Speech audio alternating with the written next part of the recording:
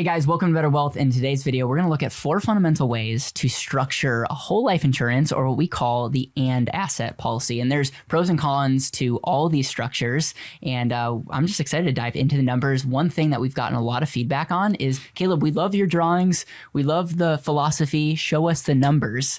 And so that's why this guy's here, Mr. Dom, and he's here to set the record straight, and we're going to go through the 4 fundamental ways to structure whole life insurance. We're going to look at a very typical design where a lot of you would kind of put the thumbs down. This is a bad policy. Turns out nothing is bad or good, but we'll show you the pros and cons of it. Then we're going to look at a max funded, what we call cash flow policy.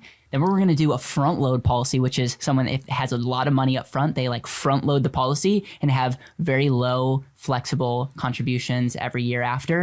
And then we're actually going to look at convertible term, because there's some of you that are watching this that want an and asset, but you're not able or shouldn't qualify for one. And you would actually be better off getting term insurance that can convert into one of these policies in the long run. So before we jump into the numbers, anything that you want to say? I couldn't have said that any better, Mr. Williams. I practice. Thank you for starting it off hot. I'm reading from a script. No, you'd find that hilarious if you know my lack of ability to read. So with that, we're going to jump in. We're going to look at a typical policy. This is where a lot of people that are big, massive anti-life insurance fans, a lot of them will say things like, you have no cash value early on, it's horrible growth, no flexibility, high commissions, and a lot of other things that are actually not accurate. But those are some of the things that they say that are accurate. And I always love showing these examples because I always want to show both sides and really educate you, the listener / watcher, that there's not all life insurance is great. And some people are using the and asset philosophy of giving your dollars more than one job, but you're not getting a policy that's able to do that. And as a result, it might give everyone a bad name. Yeah, I think it comes down to, again, like, what are you trying to accomplish? What is this policy essentially going to do for you in your life? Because it's actually very fascinating. If you're talking about a place to store capital, to borrow against, to use for other purposes, or people want to call it like an investment, quote unquote. Yeah, this is absolutely gnarly terrible. Like, this is really bad, like really, really bad. And we're going to share with you why. But it's actually very universal across the board. If you start talking about using a policy like this for like estate planning, it makes a ton of sense. And when you start putting policies like this inside a trust, especially an irrevocable trust, you lose a lot of that control a lot of the times. And so when you put a policy like this, you don't care about the cash value. You're just trying to pass on a death benefit to the next generation.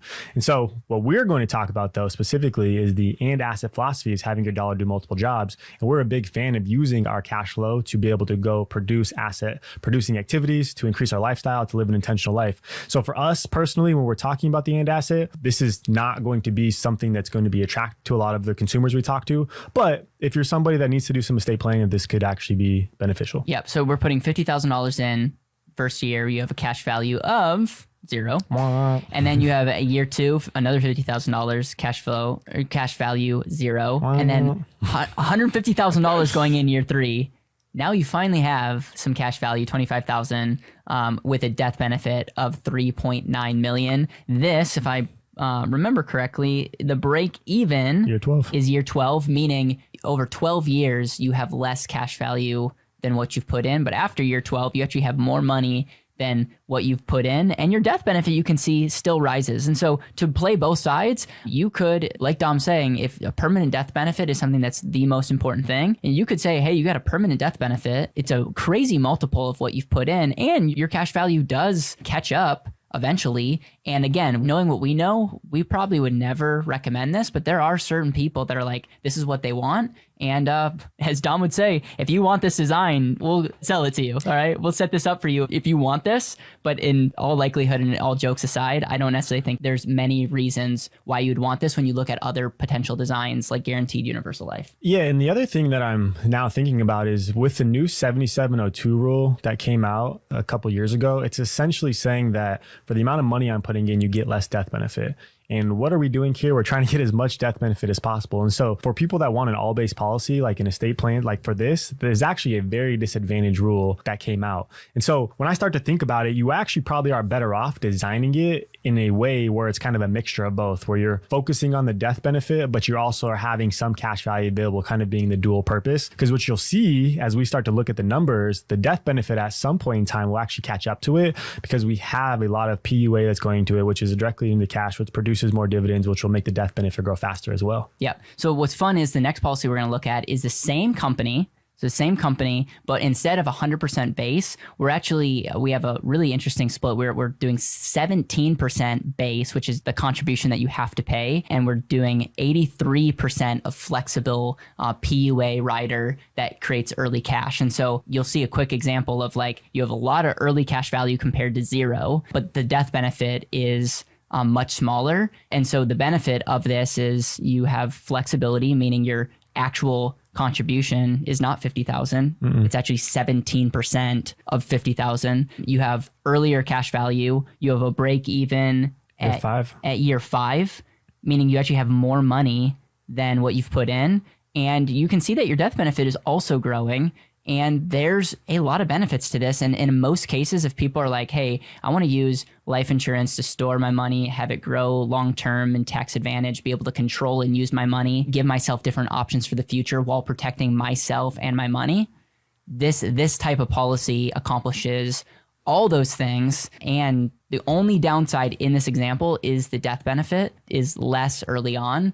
Every other example is this is a better design than the other one. Yeah, and to supplement the lack of death benefit, we can just get some term insurance as well to kind of help that as well. Yep, and not that we want to make a big point on this, but the other big difference is the compensation that's paid to the person setting up this policy is way different than the initial one. It doesn't make it right or wrong, but the insurance companies pay the majority of the quote unquote commission on a percentage of the base. And so whenever your base is smaller, typically your commission is smaller than if your base is larger. Again, that can vary, but overall, a person setting this up, not only do you have earlier cash value, but they're probably getting paid less than setting up the full base. Yeah, and I would give you, and just know that this is rough idea and it's going to depend on per agent. But if you're looking at the numbers on what compensation would look like for the previous policy, all 100% base, someone would make around 50 grand.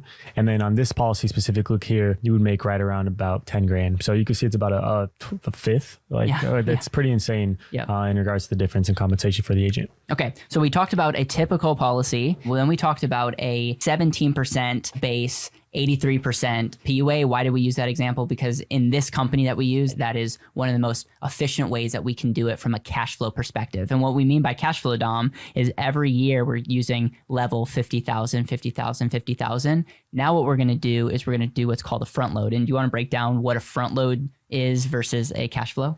Yeah. So the cash flow strategy, when we're looking at the one that we just looked at, it's $50,000 therefore after, right? Every single year. No, 50, 50, 50. You can't change that going forward, except for the flexibility, right? I think that was the important part that Caleb was talking about, is like flexibility. Your floor is $8,000 and your ceiling is $50,000. So you have a window where you can contribute anything in between there. And so years 2 on, that stays exactly the same. Nothing changes in the front load strategy.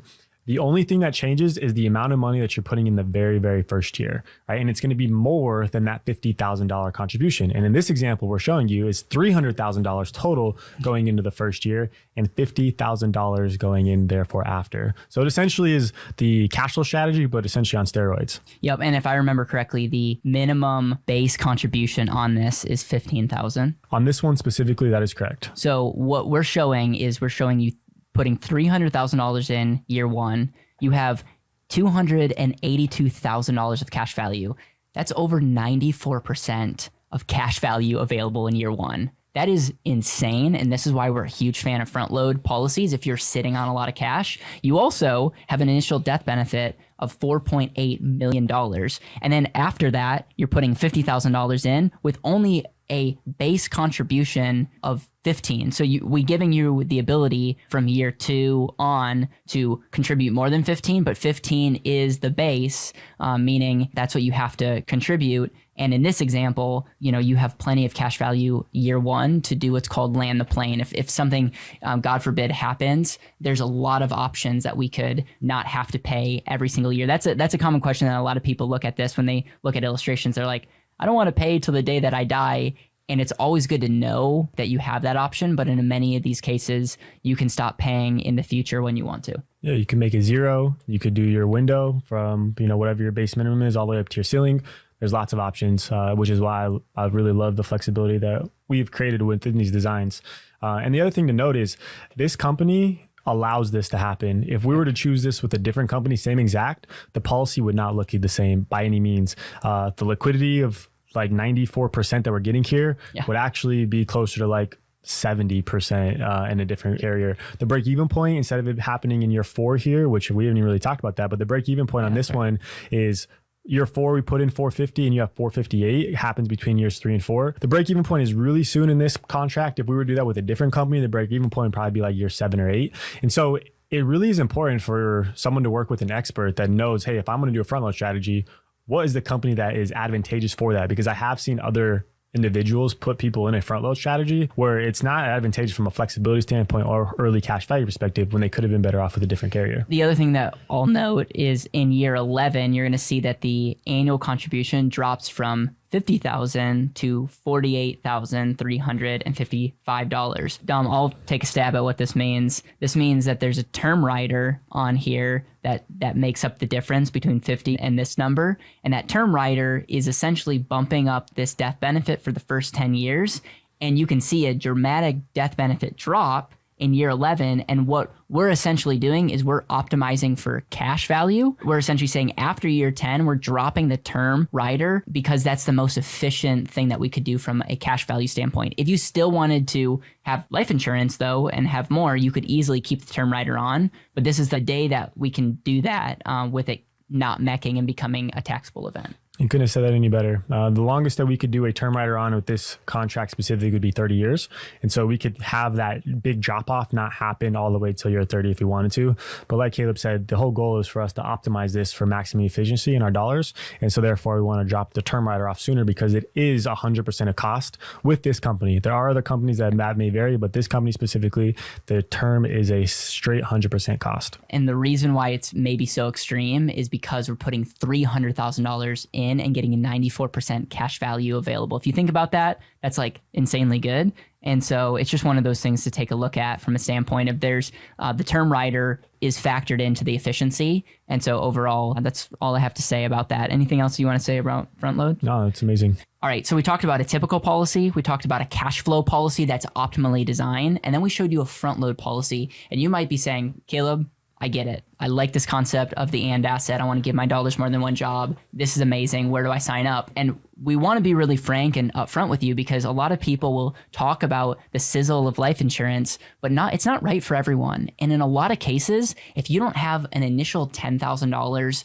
to put in year 1 to either do like a really small front load or do a cash flow policy, in a lot of cases, now the caveat is if you're a child or if you're, a newborn, that doesn't relate to you. But in many cases, we like to get you insurance to make sure that you're protecting your family and yourself and give you the ability to convert or transfer into a policy like this when you have enough money to be able to do this the right way. Because in life insurance, there's certain fixed cost and we've just found when running the numbers that if you're doing a couple $100s a month, it might be a good mindset to get into, but you would be better off buying term insurance, having money on the side, saving up, and then starting it the right way. Yeah, that's greatly said. And I think it all comes down to objective, purpose, and age. So if you're somebody who is older than 35 years old and you're like in your 50s or 60s and you're only wanting to do $10,000 a year into a policy, well, you have to ask yourself, like, what's it for? Like, why are we doing so? If you're like an entrepreneur or, a real estate investor, like that $10,000 is not going to move the needle forward. And you don't have as much compounding interest and time on your side